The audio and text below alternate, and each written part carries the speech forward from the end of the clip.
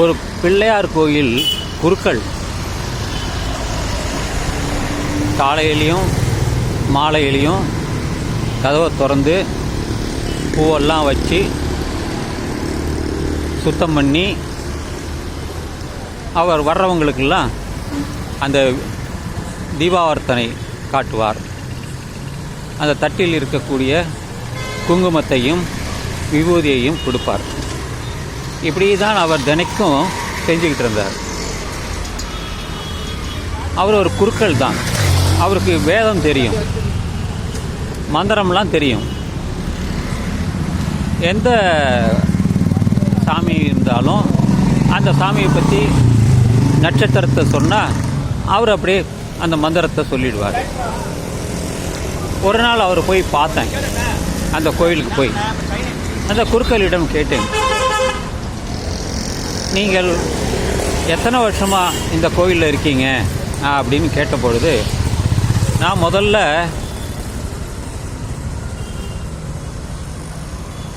இந்த கோயிலுக்கு வந்தபோது எனக்கு ஒரு 1000 ரூபாய் தான் எனக்கு கொடுத்தாங்க கோயில் நிர்வாகத்திலேருந்து. அது எனக்கு பத்தவே இல்லையே. தட்டில் என்ன போடுவாங்க, ஒரு 5 ரூபா போடுவாங்க, 10 ரூபா போடுவாங்க, அதுக்கு மேலே கிடைக்காது. எப்படி நான் குடும்பத்தை வச்சுக்கிட்டு பார்க்கறது அப்படின்னு சொல்லிட்டு அந்த கோயிலை விட்டுட்டார், பிள்ளையார் கோயிலை விட்டுட்டார். அடுத்தபடியாக புதுசாக ஒரு அம்மன் கோயில் கட்டுறாங்க. அங்கே போயிட்டு அந்த நிர்வாகத்தில் உள்ளவரிடம் போயிட்டு பேசுகிறார். நான் பூஜை பண்ணுறேன், நீங்கள் சொல்ல நேரத்துக்கெலாம் திறக்கிறேன், மூடுறேன், பூஜை பண்ணுறேன் அப்படின்னு சொன்னபோது அந்த அம்மன் கோயில் நிர்வாகம் அவர்கள் ஒத்துக்கிட்டாங்க. சரி நீங்கள் செய்யுங்க, ஏற்கனவே எனக்கு 1000 ரூபாய் தான் கொடுத்தாங்க, ஆனால் என் குழந்தை குட்டியை வச்சுக்கிட்டு என்னால் சமாளிக்க முடியல, கொஞ்சம் அதிகமாக கொடுங்க அப்படின்னு கேட்டார். சரி, உங்கள் கோரிக்கை ஏற்கப்பட்டது. உங்களுக்கு 1000க்கு பதிலாக 3000 ரூபா தரோம். ஆனால் சரியாக நீங்கள் செய்யணும். ஆனால் வரக்கூடிய தட்டில் வரக்கூடிய தட்சணையை உண்டியலில் தான் போடணும், நீங்கள் எடுத்துகிட்டு போகக்கூடாது அப்படின்னு சொல்லிட்டார். சரின்னு ஒத்துக்கிட்டார். இப்போ 10ல் மனைவி பிள்ளைகள்லாம் கிராமத்தில் இருக்காங்க. அவங்கள கொண்டாந்து இங்கே வச்சுட்டார். இப்போ ஊருக்கு கொண்டு வந்துட்டார். ஊர்லேருந்து கொண்டாந்து வீட்டுக்கு அழைச்சிட்டு வந்துட்டார். ஓரளவுக்கு சமாளிச்சுக்கலாமே அப்படின்னு வந்தார். ஆனால் அதுவும் பத்தலை. 1 வருஷம் ஆச்சு, 2 வருஷம் ஆச்சு, பத்தவே இல்லை. என்ன பண்ணலாம் அப்படின்ட்டு, இதெல்லாம் நமக்கு ஒத்து வராது அப்படின்னு சொல்லிட்டு நமக்கு தெரிஞ்ச படிப்பை வச்சுக்கிட்டு ஒரு சின்னதாக ஒரு பெட்டி கடை வச்சார். அதுக்கு கொஞ்சம் ஊதியம் கிடச்சிது, கொஞ்சம் வருமானம் கிடச்சிது. அந்த வருமானத்தை வச்சுக்கிட்டு அந்த 3000ங்கிறது ஒரு 5000 ஆச்சு.